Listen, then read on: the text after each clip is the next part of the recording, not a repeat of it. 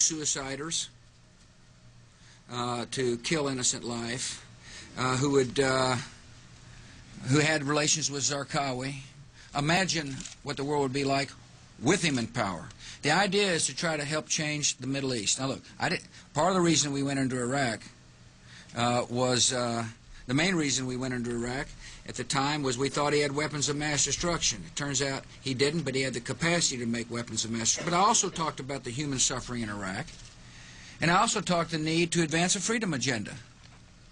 And so my answer to your question is that imagine a world in which Saddam Hussein was there, stirring up even more trouble in a part of the world that had so much resentment and so much hatred that people came and killed 3,000 of our citizens. You know, I've heard this theory about, everything was just fine until we arrived, and kind of stir up the hornet's nest theory.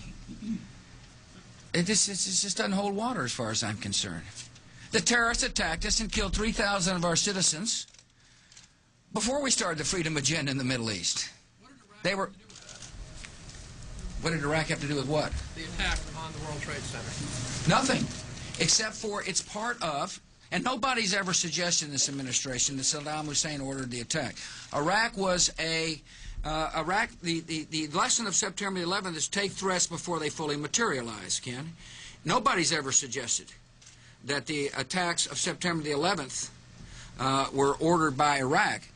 I have suggested, however, that resentment and the lack of hope create the breeding grounds for terrorists who are willing to use suiciders to kill to achieve an objective. I have made that case.